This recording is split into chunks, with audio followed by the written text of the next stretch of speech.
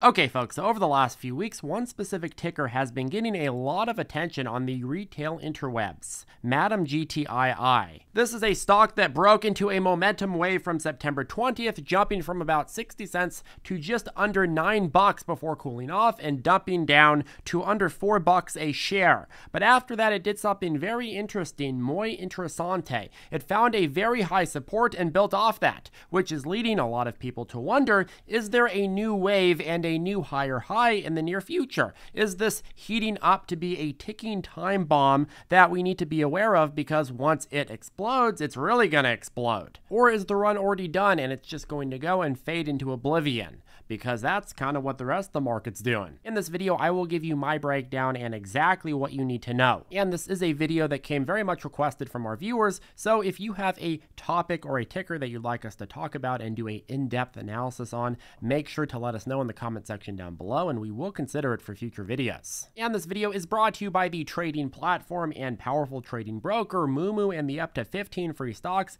that you can get if you sign up and deposit with them down below. Australian viewers can get up to 50 Australian dollars cash back when using that link down below as well. So I want to go ahead and start with an update on our squeeze stocks, Mr. Finger number one. So Finger has certainly been one of our favorite plays this week. We briefed on it at about 412-ish a share. It ran up to 10.1 for a 145% run. And on the Monday evening video, we said, look for the post-pump dump and take profit, period. And if the dump leads you to retaining a high support, holding the overall momentum intact, expect to see a beautiful bouncy McBouncy off that. That indeed did happen. It found support at roughly $5 and bounced up another 86% before going and cooling down. So far, the stock has provided two massive momentum runs since we've been following it, and I continue to acknowledge the overall upward direction that it is holding and am watching for more. But watch that red directional SMA line carefully. If it can hold above it, I would not be surprised at all if we see a rapid break above that previous cycle high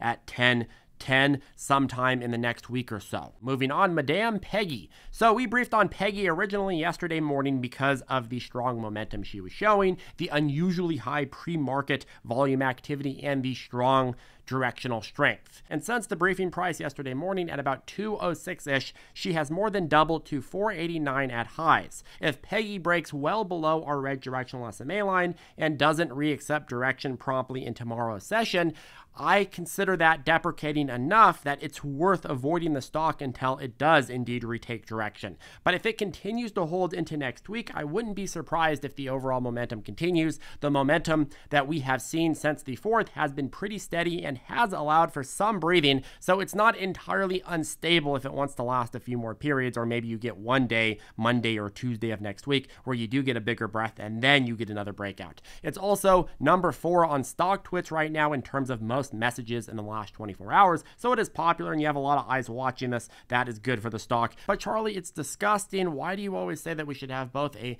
bullish and a bearish plan for any stock? I thought that traders, they just kind of close their eyes and they say it's going to go this way or that way, and they make the decision based on that, not based on the information that's presented to them. Well, no, folks, when you're trading something, you have to be able to react to the setup that you see in real time. If it does this, then you have to do that. If it does this, then you have to do that. In real life, when you go and you pull your car out of your garage, there may or may not be cars in your way, and you may have to wait for them to go by, and then you have to pull out. If you go and you decide, okay, well, I'm not going to assess the situation when I open my garage and I'm just going to pull out blindly, well, you could get yourself into a big accident. So it's okay to have a goal and a plan of why you're taking your car out of the garage, but the way that you take it out and exactly how and when depends on the situation that you are confronted with once you have the garage door open and you're looking back trying to pull out your car. Moving on Monday night, we presented on our surge play as a short squeeze setup. It was trading at about 463-ish at the time. It ended up surging to 6.9, which was just under a 50% increase in a couple trading days, but it failed to meet the higher high criteria we were hoping for at 7.3. This was quite a disappointing tease, which then led to a lot of people going and taking profits. However, it is holding its upward direction on the 15-minute, and I continue to see this as a top short squeeze candidate for the month of October. You go over to the surge options chain, the most popularly concentrated options are the calls at strike price 750, expiring October 21st, which means there's a solid number of participants in the stock playing the few week game and thinking it'll make higher highs and break that 730 resistance before then. We still have slightly more than 2 full trading weeks before that expiration, and I'd gander a few more big runs to trade off of. Okay, Madam Apron is still very much struggling to find a bottom. Today you saw a bit of a bounce over that 262 low, but I'd like to see a little bit more proof of concept. I don't think it's wrong to require a lot in your setups, especially in this bloodbath of a market that we are currently in. When the UN is warning of a global collapse, I don't think that it's too much to ask for your stock to show just a little bit of proof of concept, okay? Okay, next, the ticker of the hour, GTII. Let's go ahead and start with the TA, the beautiful chart analysis. So whenever I look at a chart, I like to look at 2 main things first. Number 1, price strength, which I measure by the time periods it trades above our blue price strength SMA line,